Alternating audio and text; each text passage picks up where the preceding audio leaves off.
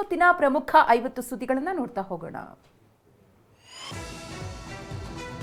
ಲೋಕಸಭೆ ಚುನಾವಣೆ ಹೊಸ್ತಿಲಲ್ಲಿ ಬಿಜೆಪಿ ಕಾಂಗ್ರೆಸ್ ನಾಯಕರ ರಾಜಕೀಯ ಲೆಕ್ಕಾಚಾರ ಜೋರಾಗಿದೆ. ಜಿದ್ದಿಗೆ ಬಿದ್ದವರಂತೆ ಕೈ ಕಮಲ ಕಲಿಗಳು ಒಂದು ರೀತಿಯ ಲೆಕ್ಕಾಚಾರದಲ್ಲಿ ಈಗಾಗಲೇ ಪ್ರಚಾರದ ಅಖಾಡಕ್ಕೆ ಧುಮುಕ್ತಾ ಇರುವುದು ಕಾಣಿಸ್ತಿದೆ. ಒಂದು ಕಡೆ ದೆಹಲಿ ಅಂಗಳದಲ್ಲಿ ಬಿಜೆಪಿ ನಿನ್ನೆಯಿಂದಲೂ ರಾಷ್ಟ್ರೀಯ ಮಂಡಳಿ ಸಭೆಯಲ್ಲಿ ಬ್ಯುಸಿಯಾಗಿದ್ರೆ, ರಾಜ್ಯದಲ್ಲಿ ಕಾಂಗ್ರೆಸ್ ನಾಯಕರು ಸಮಾವೇಶದ ಮೂಲಕ ಲೋಕಸಮರಕ್ಕೆ ರಣಕಹಳೆ ಊದಿದ್ದಾರೆ. ಹಳೆ ಮೈಸೂರು ಭಾಗದಲ್ಲಿ ಈ ಬಾರಿ ಕಾಂಗ್ರೆಸ್ ಬಾವುಟ ಹಾರಿಸೋಕೆ ಸನ್ನದ್ಧವಾಗಿರುವ ಕೈಪಡೆ ಗ್ಯಾರಂಟಿ ಬ್ರಹ್ಮಾಸ್ತ್ರಗಳೊಂದಿಗೆ ಮಂಡ್ಯದ ಮಳವಳ್ಳಿಯಲ್ಲಿ ಮೊದಲ ಹೆಜ್ಜೆ ಇಟ್ಟಿದೆ.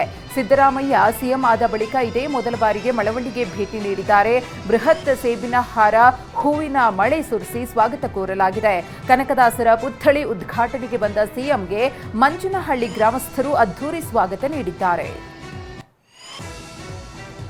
ಮಂಡ್ಯದಲ್ಲಿ ನಡೆದ ಕಾಂಗ್ರೆಸ್ ಸಮಾವೇಶದಲ್ಲಿ ಸಿಎಂ ಸಿದ್ದರಾಮಯ್ಯ ಬಿಜೆಪಿ ವಿರುದ್ಧ ಸಾಲು ಸಾಲು ಆರೋಪಗಳನ್ನು ಮಾಡಿದ್ದಾರೆ. ಬಡವರಿಗೆ ಅಕ್ಕಿ ಕೊಡದ ಬಿಜೆಪಿಗೆ ವೋಟ್ ಹಾಕಬಾರದು ಅಂತ ಕಿಡಿಕಾರಿದ್ರು.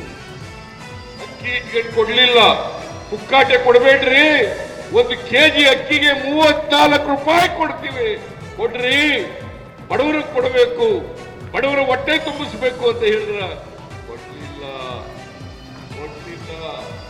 ಬಿಜೆಪಿಗೆ ವೋಟ್ ಹಾಕ್ತೀರಾ? ಇಂಥ ಬಿಜೆಪಿಗೆ ವೋಟ್ ಹಾಕ್ತೀರಾ? ಬಡವರಿಗೆ ಅಕ್ಕಿ ಕೊಡದೆ ಇರ್ತಕ್ಕಂಥ ಈ ಬಿಜೆಪಿಗೆ ಯಾವ ಕಾರಣಕ್ಕೂ ಕೂಡ ವೋಟ್ ಹಾಕಬಾರದು, ಜೆಡಿಎಸ್ನವರಿಗೆ ಹಾಕಬಾರದು. ಇನ್ನು ಮಂಡ್ಯ ಅಖಾಡದಿಂದಲೇ ದಳಪತಿಗಳ ವಿರುದ್ಧ ಸಿಎಂ ಸಿದ್ದರಾಮಯ್ಯ ಗುಡುಗಿದ್ದಾರೆ. ಬಿಜೆಪಿ ಜೊತೆ ಮೈತ್ರಿಯಾಗಿರುವ ಜೆಡಿಎಸ್ ಜಾತ್ಯತೀತ ಅಂತ ಹೇಳಿಕೊಂಡು ಜಾತಿವಾದಿಗಳ ಜೊತೆ ಹೋಗಿದ್ದಾರೆ ಅಂತ ಆಕ್ರೋಶ ವ್ಯಕ್ತಪಡಿಸಿದ್ರು. ಕೋಮುವಾದಿಗಳ ಜೊತೆ ಜೆಡಿಎಸ್ ಮೈತ್ರಿ ಮಾಡಿಕೊಂಡಿದೆ ಅಂತ ಕಿಡಿಕಾರಿದ್ರು. ನಮ್ಮ ಜೊತೆ ಬಂದಿದ್ರು ಜೆಡಿಎಸ್ನವರು, ಈ ಸಾರಿ ಬಿಜೆಪಿ ಜೊತೆ ಹೊಂಟೋಗಿದ್ದಾರೆ. ಸೆಕ್ಯುಲರ್ ಪಾರ್ಟಿ, ಜಾತ್ಯತೀತ ಪಾರ್ಟಿ ಅಂತ ಹೇಳ್ಕೊಂಡು ಇವತ್ತು ಜಾತಿವಾದಿಗಳ ಜೊತೆ ಕೈ ಜೋಡಿಸಿದಾರಲ್ಲ, ವೋಟ್ ಹಾಕ್ಬೇಕು ಅವ್ರಿಗೆ, ವೋಟ್ ಹಾಕ್ಬೇಕು ಅವ್ರಿಗೆ. ಹಾಕ್ಬಾರ್ದು, ಒಂದು ಓಟು ಕೂಡ ಕೊಡಕೂಡದು. ಇನ್ನು ಬಿಜೆಪಿ ವಿರುದ್ಧವೂ ಸಿಎಂ ಸಿದ್ದರಾಮಯ್ಯ ವಾಗ್ದಾಳಿ ನಡೆಸಿದ್ದಾರೆ. ನಾವು ಜಾರಿಗೆ ತಂದಿರುವ ಅಭಿವೃದ್ಧಿ ಯೋಜನೆಗಳನ್ನು ಬಿಜೆಪಿಯವರಿಗೆ ಸಹಿಸಿಕೊಳ್ಳೋಕೆ ಆಗ್ತಿಲ್ಲ, ಹೀಗಾಗಿ ನಮ್ಮ ವಿರುದ್ಧ ಬಿಜೆಪಿ ನಾಯಕರು ಅಪಪ್ರಚಾರ ಮಾಡುತ್ತಿದ್ದಾರೆ. ಬಿಜೆಪಿ ಪಾರ್ಟಿ ಸುಳ್ಳಿನ ಪಾರ್ಟಿ ಆಗಿದೆ ಅಂತ ಸಿಎಂ ಸಿದ್ದರಾಮಯ್ಯ ಕಿಡಿಕಾರಿದ್ದಾರೆ. ಬರೀ ಸುಳ್ಳೇ ಹೇಳೋದು ಬಿಜೆಪಿ. ಇನ್ನೊಂದು ಅದರ ಅನ್ವರ್ಥ ನಾಮ ಏನಪ್ಪಾ ಅಂದ್ರೆ ಸುಳ್ಳಿನ ಪಾರ್ಟಿ. ಇನ್ನೊಂದು ಅನ್ವರ್ಥ ನಾಮ ಸುಳ್ಳಿನ ಪಾರ್ಟಿ. ನಾನು ಅದಕ್ಕೆ ಹೇಳಿದೆ, ನಿನ್ನೆ ಮಂಗಳೂರಿನಲ್ಲಿ ಹೇಳಿದೆ, ಬಹುಶಃ ಸ್ವತಂತ್ರ ಭಾರತದಲ್ಲಿ ನರೇಂದ್ರ ಮೋದಿಯವರಷ್ಟು ಸುಳ್ಳು ಹೇಳಿದಂತ ಪ್ರಧಾನಮಂತ್ರಿ ಇಲ್ಲಿವರೆಗೆ ಬಂದಿರಲಿಲ್ಲ.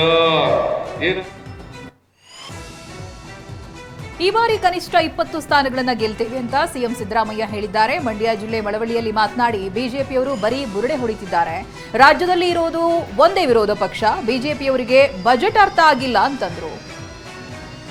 ಈ ಸಾರಿ ಕನಿಷ್ಠ 20 ಲೋಕಸಭಾ ಸ್ಥಾನಗಳನ್ನು ಗೆಲ್ತೀವಿ ನಾವು. ಬಿಜೆಪಿಯವರು ಬುರುಡೆ ಹೊಡಿತಾ ಇದ್ದಾರೆ, 28 ಗೆಲ್ತೀವಿ ಅಂತ. ಯಾಕಂತಂದ್ರೆ ಅವ್ರಿಗೆ ಗೊತ್ತಾಗಿದೆ, ಜನ ಈ ಸಾರಿ ಮತ್ತೆ ಕಾಂಗ್ರೆಸ್ ಪಕ್ಷಕ್ಕೆ ಆಶೀರ್ವಾದ ಮಾಡ್ತಾರೆ ಅಂತ ಗೊತ್ತಾಗಿದೆ. ಅದಕ್ಕೆ ಸುಳ್ಳುಗಳನ್ನು ಹೇಳ್ತಾರೆ. ಬಿಜೆಪಿ ಜೆಡಿಎಸ್ ನಾಯಕರ ವಿರುದ್ಧ ಸಿಎಂ ಸಿದ್ದರಾಮಯ್ಯ ಮತ್ತೆ ಗುಡುಗಿದ್ದಾರೆ. ಲೋಕಸಭೆ ಚುನಾವಣೆಯಲ್ಲಿ ಕಾಂಗ್ರೆಸ್ ವಿರುದ್ಧ ಸ್ಪರ್ಧೆ ಮಾಡ್ತಾರೆ ಅನ್ನೋ ವಿಚಾರವಾಗಿ ಮಾತನಾಡಿದ ಸಿಎಂ, ರಾಜ್ಯದಲ್ಲಿರೋದು ಒಂದೇ ವಿರೋಧ ಪಕ್ಷ, 2 ವಿರೋಧ ಪಕ್ಷ ಅಲ್ಲ ಅಂತ ದೋಸ್ತಿಗಳಿಗೆ ಕಾಲೆಳೆದಿದ್ದಾರೆ.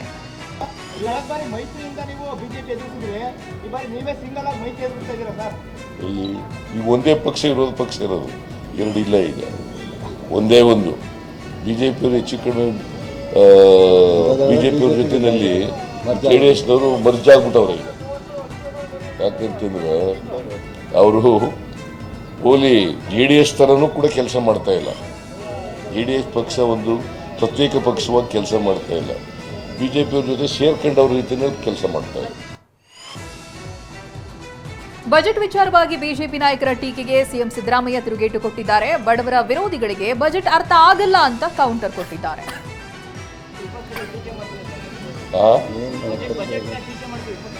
ಯಾರು ಅವ್ರಿಗೆ ಬಜೆಟ್ ಅರ್ಥ ಆಗಿಲ್ಲ, ಯಾಕೆಂದ್ರೆ ಬಡವರು ವಿರೋಧಿ ಯಾರು ಇರ್ತಾರೆ ಅವ್ರಿಗೆ ಬಜೆಟ್ ಅರ್ಥ ಆಗಲ್ಲ. ಯಾಕೆಂದ್ರೆ ಬಡವರು ಪರ್ವ ಮಾಡಿರ್ತಕ್ಕಂಥದ್ದು ನಾವು ಚುನಾವಣಾ ಪೂರ್ವದಲ್ಲಿ ಸರ್ ಗ್ಯಾರಂಟಿಗಳನ್ನ ಕೊಡ್ತೀನಿ ಅಂತ ಹೇಳಿ 5 ಗ್ಯಾರಂಟಿ ಜಾರಿಗೆ ತಂದಿದ್ದೀವಿ ಸರ್. ಲೋಕಸಭಾ ಚುನಾವಣೆಗೆ ಇದೇ ಅಂಶಗಳು ಇಟ್ಕೊಂಡು ಹೋಗುವಂಥದ್ದು ಹೇಗೆ ಸರ್? ಇವತ್ತು ಕೂಡ ಅಲ್ಲ, ಅದು ಒಂದೇ ಮಾಡಿಲ್ಲ, ಗ್ಯಾರಂಟಿಗಳನ್ನು ಕೂಡ ಜಾರಿ ಕೊಟ್ಟಿದ್ದೀವಿ. ಅದರ ಜೊತೆಗೆ ಇನ್ಫ್ರಾಸ್ಟ್ರಕ್ಚರ್ ಡೆವಲಪ್ಮೆಂಟು, ರಾಜ್ಯದ ಸರ್ವತೋಮುಖ ಅಭಿವೃದ್ಧಿನೂ ಕೂಡ ಒತ್ತು ಕೊಡ್ತಕ್ಕಂಥ ಕೆಲಸ ಮಾಡಿ.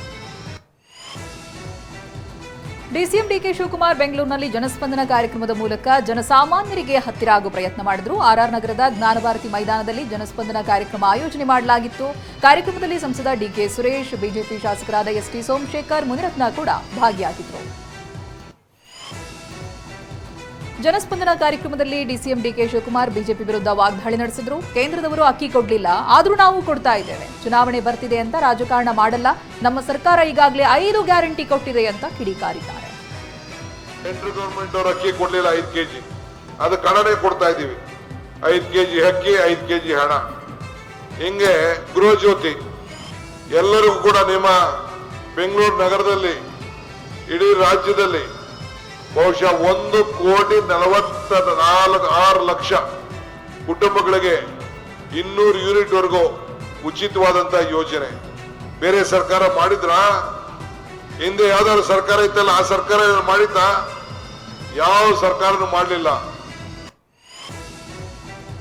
ನಮ್ಮ ಸರ್ಕಾರ ಜನರ ಜೊತೆ ಯಾವಾಗಲೂ ಇರುತ್ತೆ, ಖಂಡಿತವಾಗಿಯೂ ನಿಮ್ಮ ಸಮಸ್ಯೆ ಬಗೆಹರಿಸುತ್ತೇವೆ ಅಂತ ಜನಸ್ಪಂದನ ಕಾರ್ಯಕ್ರಮದಲ್ಲಿ ಡಿಸಿಎಂ ಡಿಕೆ ಶಿವಕುಮಾರ್ ಅವರು ಭರವಸೆ ನೀಡಿದ್ರು.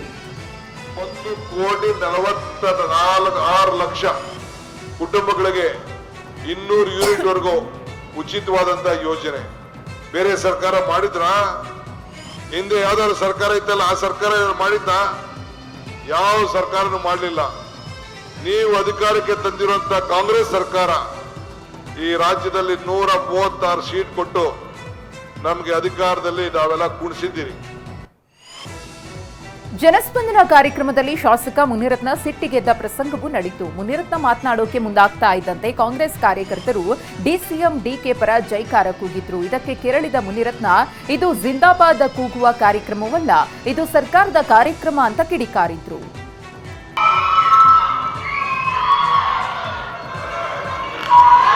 ಎಲ್ರಿಗೂ ನಮಸ್ಕಾರ. ಒಂದೇ ಒಂದು ನಿಮಿಷ. ಇದು ಜಿಂದಾಬಾದ್ ಕೂಗುವಂಥ ಕಾರ್ಯಕ್ರಮ ಅಲ್ಲ.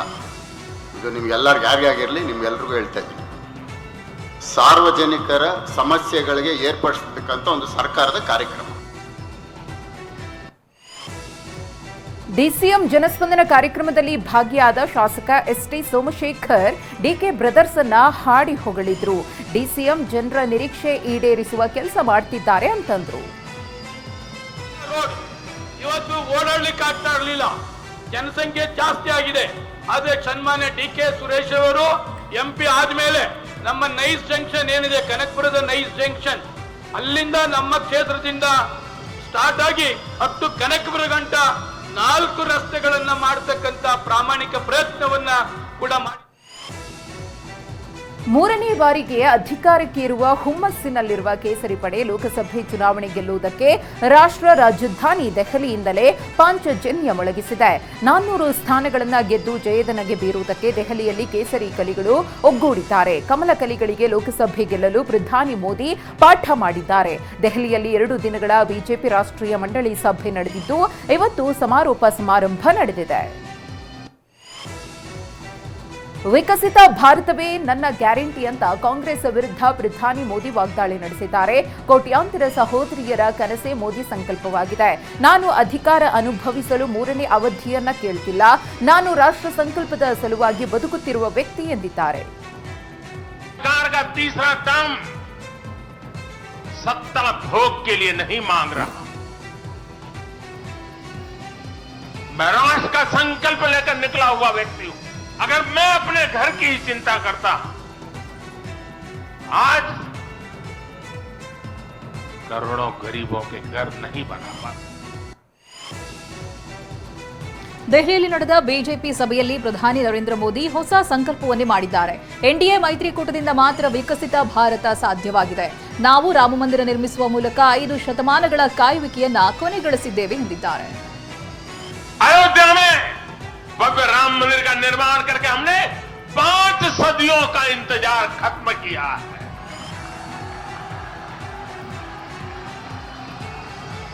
गुजरात के पावागढ़ में 500 साल बाद धर्म ध्वजा फहराई गई है. 7 दशक बाद ಗೃಹ ಸಚಿವ ಅಮಿತ್ ಶಾ ಇಂಡಿಯಾ ಮೈತ್ರಿಕೂಟವನ್ನ ಕೌರವರಿಗೆ ಹೋಲಿಸಿದ್ದಾರೆ. ದೆಹಲಿಯಲ್ಲಿನ ಬಿಜೆಪಿ ರಾಷ್ಟ್ರೀಯ ಮಂಡಳಿ ಸಭೆಯಲ್ಲಿ ಈ ಮಾತನಾಡಿದ್ದಾರೆ. ಎನ್ಡಿಎ ಮೈತ್ರಿಕೂಟ ಪಾಂಡವರು ಇದ್ದ ಹಾಗೆ ಲೋಕಸಭಾ ಚುನಾವಣೆಯಲ್ಲಿ ಇಂಡಿಯಾ ಮೈತ್ರಿಕೂಟ ಸೋಲು ನಿಶ್ಚಿತ ಅಂತ ವಾಗ್ದಾಳಿ ನಡೆಸಿದ್ದಾರೆ. ಸೋನಿಯಾ ಗಾಂಧಿ ಅವರ ಗುರಿ ರಾಹುಲ್ ಗಾಂಧಿಯನ್ನ ಪ್ರಧಾನಿ ಮಾಡುವುದು, ಪವಾರ್ ಸಾಹೇಬ್ ಗುರಿ ಅವರ ಮಗಳನ್ನ ಸಿಎಂ ಮಾಡುವುದು, ಮಮತಾ ಬ್ಯಾನರ್ಜಿ ಗುರಿ ಸೋದರಳಿಯನನ್ನ ಸಿಎಂ ಮಾಡುವುದು, ಸ್ಟಾಲಿನ್ಗೆ ಮಗನನ್ನ ಸಿಎಂ ಮಾಡುವುದು, ಇವರದು ಇದೇ ಕೆಲಸ ಅಂತ ಅಮಿತ್ ಶಾ ಕಿಡಿಕಾರಿದರು. राहुल जी को पीएम बनाना, पवार साहब का लक्ष्य बेटी को सीएम बनाना, ममता दीदी का लक्ष्य भतीजे को सीएम बनाना, स्टालिन का लक्ष्य अपने बेटे को सीएम बनाना, लालू प्रसाद जी का लक्ष्य अपने बेटे को सीएम बनाना, उद्धव ठाकरे का लक्ष्य अपने बेटे को सीएम बनाना और मुलायम सिंह जी बेटे को बनाकर ही गए. अब मुझे एक बात बताइए कार्यकर्ता भाइयों बहनों, जिनका लक्ष्य ही अपने बेटे बेटी भतीजों का कल्याण हो, वो गरीब का कल्याण कर सकता है क्या? कभी नहीं कर सकता. ಕರ್ನಾಟಕದಲ್ಲಿ ನಾವು 28 ಸ್ಥಾನಗಳನ್ನ ಗೆಲ್ತೀವಿ ಅಂತ ನವದೆಹಲಿಯಲ್ಲಿ ಮಾಜಿ ಸಚಿವ ಕಾರಜೋಳ ವಿಶ್ವಾಸ ವ್ಯಕ್ತಪಡಿಸಿದ್ರು. ಸಿದ್ದರಾಮಯ್ಯ ಬರೀ ಸುಳ್ಳು ಆರೋಪ ಮಾಡ್ತಾರೆ, ರಾಜ್ಯದಲ್ಲಿ ಯಾವುದೇ ಅಭಿವೃದ್ಧಿ ಕೆಲಸ ಮಾಡ್ತಿಲ್ಲ ಅಂತ ಕಿಡಿಕಾರಿದ್ರು. 400 ಸೀಟ್ಗಳನ್ನು ಗೆದ್ದು ಮತ್ತೆ ಭಾರತೀಯ ಜನತಾ ಪಕ್ಷ ಅಧಿಕಾರಕ್ಕೆ ಬರಬೇಕು, ನರೇಂದ್ರ ಮೋದಿಜಿಯವರು ಆಡಳಿತ ಮುಂದುವರಿಬೇಕು, ಈ ನಿಟ್ಟಿನಲ್ಲಿ ಕಾರ್ಯಕರ್ತರಿಗೆ ಮಾರ್ಗದರ್ಶನವನ್ನು ಮಾಡತಕ್ಕಂಥ ಕೆಲಸ ನಡೀತು. ಕರ್ನಾಟಕದಲ್ಲಿ 28ಕ್ಕೆ 28 ಸೀಟ್ಗಳನ್ನ ಭಾರತೀಯ ಜನತಾ ಪಕ್ಷ ಗೆಲ್ತದ, ನರೇಂದ್ರ ಮೋದಿಜಿಯವ್ರ ಕೈಗಳನ್ನ ಬಲಪಡಿಸ್ತದೆ. ರಾಮಮಂದಿರ ಕಟ್ಟಿರೋ ಜಾಗ ಸರಿ ಇಲ್ಲ ಅಂತ ಸಚಿವ ಸಂತೋಷ್ ಲಾಡ್ ಸ್ಫೋಟಕ ಹೇಳಿಕೆಯನ್ನು ನೀಡಿದ್ದಾರೆ. ಸುಪ್ರೀಂ ಕೋರ್ಟ್ ಹೇಳಿರೋ ಜಾಗದಲ್ಲಿ ಮಂದಿರ ಕಟ್ಟಿಲ್ಲ, ರಾಮಮಂದಿರ ಕಟ್ಟಿರುವುದಕ್ಕೆ ನಮ್ಮ ವಿರೋಧ ಇಲ್ಲ, ಆದರೆ ರಾಮಮಂದಿರ ನಿರ್ಮಾಣದಿಂದ ಬಡತನ ಹೋಗಲ್ಲ, ಮಂದಿರ ಕಟ್ಟಿರುವುದು ರಾಜಕೀಯ ಇಚ್ಛಾಶಕ್ತಿಯಿಂದ ಅಂತ ಸಂತೋಷ್ ಲಾಡ್ ಬಿಜೆಪಿ ವಿರುದ್ಧ ಕಿಡಿಕಾರಿದ್ದಾರೆ. ರಾಮ ಜನ್ಮಭೂಮಿ ಅಥವಾ ರಾಮ ಮಂದಿರ ಕಟ್ಟಿರ್ತಕ್ಕಂಥದ್ದು ಅದು ಬಡತನ ನಿರ್ಮೂಲನೆ ಆಗ್ತಕ್ಕಂಥದ್ದಲ್ಲ, ಅವರು ಪೊಲಿಟಿಕಲ್ ಇಚ್ಛಾಶಕ್ತಿ ಇತ್ತು, ಅದರಿಂದನೇ ಪೊಲಿಟಿಸೈಸ್ ಆಯಿತು. ಅದು ಕಟ್ಟಿದ್ದಕ್ಕೆ ನಾವು ವಿರೋಧಿಲ್ಲ, ಅದು ಕಟ್ಟಿದ ಜಾಗನೂ ಸರಿ ಇಲ್ಲ. ಸುಪ್ರೀಂ ಕೋರ್ಟ್ ಎಲ್ಲ ಅಲ್ಲಿ ಕಟ್ಟಿಲ್ಲ, ಬೇರೆ ಜಾಗದಾಗ ಕಟ್ಟಾರೆ, ಅದು 40% ಕಟ್ಟಾರೆ, ಕಟ್ಟಿದ್ದು 40% ತಾನೆ. ಸೊ ರಾಮ ಜನ್ಮಭೂಮಿಯಿಂದ ನಿಮಗೇನು ಬಡತನ ನಿರ್ಮೂಲನೆ ಆಯಿತು? ನಮ್ಮ ಊರಾಗ ನಮ್ಮ ಹಳ್ಳಿಯಾಗ ನಮ್ಮ ಅಕ್ಕ ತಂಗಿಯರಿಗೆ ಏನು ಬಂದಿದೆ ಅಂದರೆ ಆಗಲಿ, ಅದು ಇರಲಿ, ನಮಗೆ ಅದ್ರ ಬಗ್ಗೆ ವಿರುದ್ಧ. ಬಟ್ ಅದನ್ನು ಹೇಳಿ ಯಾಕೆ ಓಟ್ ಕೇಳ್ತೀರಿ ನೀವು ಕೆಲಸ ಮಾಡಿದಿರಿ, ಬಡತನ ನಿರ್ಮೂಲನೆ ಆಗಿದೆ, ರೈತರಿಗೆ ಈ ರೀತಿ ಅನುಕೂಲ ಆಗಿದೆ. ಈಗ ರೈತರು ಸ್ಟ್ರೈಕ್ ಮಾಡ್ತಾ ಇಲ್ವಾ, 3 ಲಕ್ಷ ಜನ ಸ್ಟ್ರೈಕ್, ಮತ್ತು ಅಷ್ಟೆಲ್ಲ ಯಾಕೆ ಬೇಕು? ರಾಮಮಂದಿರ ವಿಚಾರದಲ್ಲಿ ಸಂತೋಷ್ ಲಾಡ್ ಹೇಳಿಕೆಗೆ ವಿಪಕ್ಷ ನಾಯಕ ಆರ್ ಅಶೋಕ್ ಕಿಡಿಕಾರಿದ್ದಾರೆ. ಕಾಂಗ್ರೆಸ್ನವರಿಗೆ ಸೋಲಿನ ಭೀತಿ ಶುರುವಾಗಿದೆ, ಕಾಂಗ್ರೆಸ್ ಮನೆ ಪೂರ್ತಿ ತೊಳೆದು ಹೋಗಿದೆ. ಇದೀಗ ರಾಹುಲ್ ಭಾರತ್ ಜೋಡೋ ಅಂತಿದ್ರೆ ಉಳಿದವರೆಲ್ಲ ಕಾಂಗ್ರೆಸ್ ಜೋಡೋ ಅಂತಿದ್ದಾರೆ ಅಂತ ಕಿಡಿಕಾರಿದ್ರು. ಕೋಲಾರ ಜಿಲ್ಲಾ ಯುವ ಕಾಂಗ್ರೆಸ್ ಅಧ್ಯಕ್ಷ ಫ್ರಾನ್ಸಿಸ್ ಬೆನಿಟೋ ಅಮಾನತಾಗಿದ್ದಾರೆ. ಕಳೆದ ವಿಧಾನಸಭಾ ಚುನಾವಣೆಯಲ್ಲಿ ನಿಷ್ಕ್ರಿಯತೆಯ ಆರೋಪದ ಮೇಲೆ ಕ್ರಮ ಕೈಗೊಳ್ಳಲಾಗಿದೆ. ರಾಜ್ಯ ಯುವ ಕಾಂಗ್ರೆಸ್ ಉಸ್ತುವಾರಿ ಬಂಟಿ ಶಿಲ್ಲಕ್ಕೆ ಆದೇಶ ಹೊರಡಿಸಿದ್ದಾರೆ. ಫ್ರಾನ್ಸಿಸ್ ಕಳೆದ ಚುನಾವಣೆಯಲ್ಲಿ ಕಾಂಗ್ರೆಸ್ ಪಕ್ಷದ ಅಭ್ಯರ್ಥಿಗಳ ಗೆಲುವಿಗೆ ಸಹಕರಿಸಿರಲಿಲ್ವಂತೆ. ಬೆಂಗಳೂರಿನ ಬೇಗೂರಿನ ನಿವಾಸಿಯೊಬ್ಬ ಬರೋಬ್ಬರಿ 21 ಬ್ಯಾಂಕ್ನ ಅಧಿಕಾರಿಗಳನ್ನು ಯಾಮಾರಿಸಿ ಒಂದೇ ಮನೆಯ ಮೇಲೆ ಎಲ್ಲ 21 ಬ್ಯಾಂಕ್ಗಳಿಂದಲೂ ಸಾಲ ಪಡೆದಿದ್ದಾನೆ. ಬೇಗೂರು ನಿವಾಸಿ ನಂಜುಂಡಯ್ಯ ಎಂಬಾತನ ಕಳ್ಳಾಟ ಸದ್ಯ ಬಯಲಾಗಿದ್ದು, ಮನೆ ಜಪ್ತಿ ಮಾಡಲು ಬ್ಯಾಂಕ್ಗಳೇ ಪೈಪೋಟಿಗಿಳಿದಿವೆ. ಮನೆಯ ಕಾಂಪೌಂಡ್ ತುಂಬಾ ಬ್ಯಾಂಕ್ಗಳಿಂದ ಬರಹ ಬರೆಯಲಾಗಿದ್ದು, ಬಾಗಿಲಿಗೆ ರಾಶಿ ರಾಶಿ ನೋಟಿಸ್ ಅಂಟಿಸಿದ್ದಾರೆ. ಮನೆಯನ್ನ ಬ್ಯಾಂಕ್ಗಳು ಸೀಲ್ ಮಾಡಿವೆ. ಬೆಂಗಳೂರಿನಲ್ಲಿ ಖಾಸಗಿ ಟ್ಯಾಂಕರ್ ಮಾಲೀಕರು ಬೇಸಿಗೆಯನ್ನೇ ಬಂಡವಾಳ ಮಾಡಿಕೊಂಡಿದ್ದಾರೆ. ಇಂದಿರಾನಗರ, ರಾಜಾಜಿನಗರ, ಸುಂಕದಕಟ್ಟೆ ಸುತ್ತಮುತ್ತ 20,000 ಲೀಟರ್ ನೀರಿಗೆ 6,500 ರೂಪಾಯಿ ಮಾರಾಟ ಮಾಡಲಾಗ್ತಾ ಇದೆ. ಖಾಸಗಿ ಟ್ಯಾಂಕರ್ ನೀರು ಸರಬರಾಜು ಮಾಡ್ತಾ ಇರುವ ಮಾಲೀಕರಿಗೆ ದರ ನಿಗದಿ ಮಾಡಲು ಪಾಲಿಕೆ ಮುಂದಾಗಿದೆ. ರಾಯಚೂರಿನಲ್ಲಿ ಕುಡಿಯುವ ನೀರಿಗೆ ಹಾಹಾಕಾರ ಎದ್ದಿದೆ. ಕೃಷ್ಣಾ ನದಿ ತೀರದ ಡಿರಾಂಪುರ, ಕುರುಬಲಕರ, ಕುರುವಖುರ್ದ ಸೇರಿ 7-8 ಗ್ರಾಮಗಳಲ್ಲಿ ಹನಿ ನೀರಿಗಾಗಿಯೂ ಕೂಡ ಪರದಾಡೋ ಪರಿಸ್ಥಿತಿ ಇದೆ. 3-4 ಕಿಲೋಮೀಟರ್ ದೂರದ ಜಮೀನುಗಳಲ್ಲಿನ ಬೋರ್ವೆಲ್ನಿಂದ ನೀರನ್ನು ತರ್ತಾ ಇದ್ದಾರೆ. ಡಿರಾಂಪುರದ 60% ಜನ ಸ್ನಾನವನ್ನೇ ಮಾಡಿಲ್ಲ ಎನ್ನಲಾಗಿದೆ. 8 ದಿನಗಳಿಂದ ನೀರಿಲ್ಲ ಅಂತ ರಾಯಚೂರಿನ ವೃದ್ಧೆಯೊಬ್ಬರು ತಮ್ಮ ಅಸಹಾಯಕತೆ ಹೊರಹಾಕಿದ್ದಾರೆ. ಸ್ನಾನ ಮಾಡಲು ನೀರಿಲ್ಲ, ಕುಡಿಯೋದಕ್ಕೂ ನೀರಿಲ್ಲ, ಬೋರ್ವೆಲ್ ಇರುವವರು ನೀರು ಬಿಡ್ತಾ ಇಲ್ಲ. ಅಪರೂಪಕ್ಕೆ ಬೋರ್ವೆಲ್ ನೀರಿನಿಂದ ಸ್ನಾನ ಮಾಡಿದ್ರೆ ಮೈಯೆಲ್ಲ ತುರಿಕೆ ಬರ್ತಾ ಇದೆ ಅಂತ ತಮ್ಮ ಅಳಲು ತೋಡ್ಕೊಂಡ್ರು. ಜೈಲಿನಿಂದ ಮಹಿಳೆಯ ಬೆತ್ತಲೆ ಫೋಟೋ ಕಳಿಸಿ ಹಣಕ್ಕೆ ಬೇಡಿಕೆ ಇಟ್ಟಿದ್ದ ರೌಡಿ ಶೀಟರ್ ಬಂಧನ ಆಗಿದೆ. Yelahanka rowdy sheeter Manoj alias Kencha ಪರಿಚಯಸ್ಥ ಮಹಿಳೆಗೆ ಫೋಟೋ ಕಳಿಸಿದ್ದ. ಮಹಿಳೆಯ ತಾಯಿ ಬಳಿ 5 ಲಕ್ಷಕ್ಕೆ ಬೇಡಿಕೆಯನ್ನ ಇಟ್ಟಿದ್ದ. ಇದೀಗ ಸಿಸಿಬಿ ಪೊಲೀಸರು ಕೆಂಚ ಮತ್ತೆ ಆತನ ಸಹಚರರನ್ನ ಬಂಧಿಸಿದ್ದಾರೆ. ಇಮೇಲ್ ಮೂಲಕ ಬಾಂಬ್ ಬೆದರಿಕೆ ಹಾಕಿದ ಕೇಸ್ನಲ್ಲಿ ಬೆಂಗಳೂರು ಪೊಲೀಸರಿಗೆ ಹಿನ್ನಡೆಯಾಗಿದೆ. ಮಾಹಿತಿ ಹಂಚಿಕೊಳ್ಳಲು ಇಂಟರ್ನೆಟ್ ಪೋಲ್ ಮೇಲ್ ಕಂಪನಿ ನಿರಾಕರಣೆ ಮಾಡಿದೆ. ಬಳಕೆದಾರರ ಗೌಪ್ಯತೆ ಕಾಪಾಡುವುದಕ್ಕೆ ಮಾಹಿತಿ ನೀಡಿಲ್ಲ ಅಂತ ಹೇಳಿದೆ. ಕಿಡಿಗೇಡಿಗಳ ಕೃತ್ಯಕ್ಕೆ ಲಕ್ಷಾಂತರ ರೂಪಾಯಿ ಮೌಲ್ಯದ ಅಡಿಕೆ ಮರಗಳು ಬೆಂಕಿಗೆ ಆಹುತಿಯಾಗಿವೆ. ದಾವಣಗೆರೆ ತಾಲೂಕಿನ ಹುಣಸಡುಕಟ್ಟೆಯಲ್ಲಿ ಘಟನೆ ನಡೆದಿದೆ. ಕಿಡಿಗೇಡಿಗಳು ಅಡಿಕೆ ಮತ್ತು ಬಾಳೆ ಗಿಡಗಳಿಗೆ ಬೆಂಕಿ ಇಟ್ಟಿದ್ದಾರೆ. ಸುಮಾರು 1300 ಅಡಿಕೆ, 1400 ಬಾಳೆ ಗಿಡಗಳು ಸುಟ್ಟು ಹೋಗಿವೆ. ಕೋಲಾರದಲ್ಲಿ ಮಾದಕ ವಸ್ತು ವಿರೋಧಿ ಜಾಗೃತಿ ಜಾಥಾ ಮಾಡಲಾಗಿದೆ. ಪುಟಾಣಿ ಮಕ್ಕಳಿಂದ ಜಾಗೃತಿ ಅಭಿಯಾನ ಮಾಡಿದ್ದಾರೆ. ನಗರದೆಲ್ಲೆಡೆ ಸ್ಕೇಟಿಂಗ್ ಮಾಡುವ ಮೂಲಕ ಜಾಗೃತಿ ಮೂಡಿಸಿದ್ದಾರೆ. ಹಾಸ್ಟೆಲ್ ಅಡುಗೆ ಸಿಬ್ಬಂದಿಯನ್ನ ಏಕಾಏಕಿ ಕೆಲಸದಿಂದ ತೆಗೆದಿರುವ ಆರೋಪ ಕೇಳಿಬಂದಿದೆ. ತುಮಕೂರಿನ ಸಿದ್ಧಗಂಗಾ ತಾಂತ್ರಿಕ ಮಹಾವಿದ್ಯಾಲಯದಲ್ಲಿ ಘಟನೆ ನಡೆದಿದೆ. ಕಾಲೇಜು ಆಡಳಿತ ಮಂಡಳಿ ಅಡುಗೆ ಸಿಬ್ಬಂದಿಯನ್ನ ಗೇಟಿನ ಹೊರಗೆ ನಿಲ್ಲಿಸಿದೆ. ಹಲವು ವರ್ಷಗಳಿಂದ ಕೆಲಸ ಮಾಡ್ತಿರೋ ಸಿಬ್ಬಂದಿ ಆಡಳಿತ ಮಂಡಳಿ ನಡೆಗೆ ಬೇಸರ ವ್ಯಕ್ತಪಡಿಸಿದ್ದಾರೆ. ಕೃಷಿ ಪರಿಕರಗಳನ್ನು ಕಾಳಸಂತೆಯಲ್ಲಿ ಮಾರಿದ ಆರೋಪದ ಮೇಲೆ ಎಡ್ರಾಮಿ ರೈತ ಸಂಪರ್ಕ ಕೇಂದ್ರದ ಅಧಿಕಾರಿ ಸಸ್ಪೆಂಡ್ ಆಗಿದ್ದಾರೆ. ಕಲಬುರಗಿ ಜಂಟಿ ಕೃಷಿ ನಿರ್ದೇಶಕರು ಅಮಾನತು ಮಾಡಿ ಆದೇಶ ಹೊರಡಿಸಿದ್ದಾರೆ. ಕಾಲುವೆಗಳಿಗೆ ನೀರು ಹರಿಸುವಂತೆ ಆಗ್ರಹಿಸಿ ರೈತರು ಪ್ರತಿಭಟಿಸಿದ್ದಾರೆ. ವಿಜಯಪುರ ಜಿಲ್ಲೆ ದೇವರ ಹಿಪ್ಪರಗಿ ತಾಲೂಕಿನ ರೈತರು ಹೋರಾಟ ಮಾಡಿದ್ದಾರೆ. ತಾಲೂಕಿನ ಅನೇಕ ಕೆರೆಗಳು ಬರಿದಾಗಿದ್ದು ರೈತರು ಜಾನುವಾರುಗಳೊಂದಿಗೆ ಬಂದು ಧರಣಿ ಕೂತಿದ್ದಾರೆ. ಹೊಸಕೋಟೆಯಲ್ಲಿ ಅಕ್ರಮವಾಗಿ ರಕ್ತಚಂದನ ಸಂಗ್ರಹಿಸಿಟ್ಟಿದ್ದ ಸ್ಥಳದ ಮೇಲೆ ಪೊಲೀಸರು ದಾಳಿ ಮಾಡಿದ್ದಾರೆ. ತಿಮ್ಮಸಂದ್ರ ಗ್ರಾಮದ ಶೆಡ್ ಒಂದರಲ್ಲಿ 26 ಲಕ್ಷ ಮೌಲ್ಯದ 288 ಕೆಜಿ ತೂಕದ 30 ರಕ್ತಚಂದನ ಪೊಲೀಸರ ವಶವಾಗಿದೆ. ಕುಡಿಯುವ ನೀರು ಪೂರೈಕೆ ಹಾಗೆ ಗೋಶಾಲೆ ಆರಂಭಕ್ಕೆ ಆಗ್ರಹಿಸಿ ಪ್ರತಿಭಟನೆ ನಡೆಸಲಾಗಿದೆ. ದಾವಣಗೆರೆ ಜಿಲ್ಲೆ ಜಗಳೂರು ಪಟ್ಟಣದಲ್ಲಿ ರಾಜ್ಯ ರೈತ ಸಂಘದ ಕಾರ್ಯಕರ್ತರು ಧರಣಿಯನ್ನು ನಡೆಸಿದ್ದಾರೆ. ಭಾನುವಾರವಾದ ಹಿನ್ನೆಲೆ ಇಂದು ಬಾಲರಾಮನ ದರ್ಶನಕ್ಕೆ ರಾಮಭಕ್ತರ ಸಾಗರವೇ ಹರಿದು ಬಂದಿದೆ. ಅಯೋಧ್ಯೆಯ ರಾಮಮಂದಿರ ಆವರಣದಲ್ಲಿ ಬೆಳ್ಳಂಬೆಳಗ್ಗೆ ಸಾವಿರಾರು ಭಕ್ತರು ಜಮಾಯಿಸಿದರು. ಕಮಲ್ನಾಥ್ ಬಿಜೆಪಿ ಸೇರ್ಪಡೆ ಬಗ್ಗೆ ಕಾಂಗ್ರೆಸ್ ಪ್ರಧಾನ ಕಾರ್ಯದರ್ಶಿ ಜೈರಾಮ್ ರಮೇಶ್ ವ್ಯಂಗ್ಯವಾಗಿ ಪ್ರತಿಕ್ರಿಯಿಸಿದ್ದಾರೆ. ನಾನು ಕಾಶಿ ವಿಶ್ವನಾಥ್ನ ಬಗ್ಗೆ ಮಾತ್ರ ಮಾತನಾಡುತ್ತೇನೆ, ಕಮಲ್ನಾಥ್ ಬಗ್ಗೆ ಮಾತನಾಡುವುದಿಲ್ಲ ಎಂದಿದ್ದಾರೆ. ದೆಹಲಿ ಗಡಿಯಲ್ಲಿ ಪೊಲೀಸ್ ಸರ್ಪಗಾವಲು ಇದ್ದರೂ ರೈತರು ಮಾತ್ರ ತಮ್ಮ ಪಟ್ಟು ಸಡಿಲಿಸಿಲ್ಲ. ಶಂಭು ಗಡಿಯಲ್ಲಿ ಪಂಜಾಬ್ ಹರಿಯಾಣದ ರೈತರು ಬೀಡು ಬಿಟ್ಟಿದ್ದಾರೆ. ಟ್ರ್ಯಾಕ್ಟರ್ ಸಮೇತ ಬಂದಿರುವ ಅನ್ನದಾತರು ಗಡಿಯಲ್ಲೇ ಠಿಕಾಣಿ ಹೂಡಿದ್ದಾರೆ. ಕೇಂದ್ರದ ವಿರುದ್ಧ ರೈತರು ನಡೆಸ್ತಾ ಇರೋ ಹೋರಾಟ ಇಂದು 6ನೇ ದಿನಕ್ಕೆ ಕಾಲಿಟ್ಟಿದೆ. ಈ ಬಗ್ಗೆ ಪಂಜಾಬ್ ಕಿಸಾನ್ ಮಜ್ದೂರ್ ಸಮಿತಿಯ ಸರ್ವಣ್ ಸಿಂಗ್ ಮಾಹಿತಿಯನ್ನು ನೀಡಿದ್ದಾರೆ. ಶಂಭು ಗಡಿಯಲ್ಲಿ ಇದು ನಮ್ಮ 6ನೇ ದಿನದ ಹೋರಾಟ ಅಂತ ಹೇಳಿದ್ದಾರೆ. ಅಕ್ರಮ ಮದ್ಯ ಸಾಗಾಟ ಮಾಡ್ತಾ ಇದ್ದ 3 ಬಂಧನವಾಗಿದೆ. ಚಿತ್ತೂರು ಪೊಲೀಸರು ಮತ್ತು ವಿಶೇಷ ತಂಡ ಬಂಧಿತರಿಂದ 2,82,000 ಮೌಲ್ಯದ ಮದ್ಯ ವಶಕ್ಕೆ ಪಡೆದಿದ್ದಾರೆ. ಇಂಗ್ಲೆಂಡ್ ವಿರುದ್ಧದ 3ನೇ ಟೆಸ್ಟ್ ಪಂದ್ಯದಲ್ಲಿ ಭಾರತ ಭರ್ಜರಿ ಜಯ ಸಾಧಿಸಿದೆ. ರಾಜ್ಕೋಟ್ನಲ್ಲಿ ನಡೆದ 3ನೇ ಟೆಸ್ಟ್ ಪಂದ್ಯದಲ್ಲಿ 434 ರನ್ಗಳಿಂದ ಭಾರತ ಗೆದ್ದು ಬೀಗಿದೆ. ಸಾವಿನ ದವಡೆಯಿಂದ ತಪ್ಪಿಸಿಕೊಂಡಿದ್ದು ಹೇಗೆ ಅಂತ ನಟಿ ರಶ್ಮಿಕಾ ಮಂದಣ್ಣ ಸಾಮಾಜಿಕ ಜಾಲತಾಣದಲ್ಲಿ ಪೋಸ್ಟ್ ಮಾಡಿದ್ದಾರೆ. ರಶ್ಮಿಕಾ ಹೊರಟಿದ್ದ ವಿಮಾನ ಮುಂಬೈನಲ್ಲಿ ತುರ್ತು ಭೂಸ್ಪರ್ಶ ಮಾಡಿದೆ.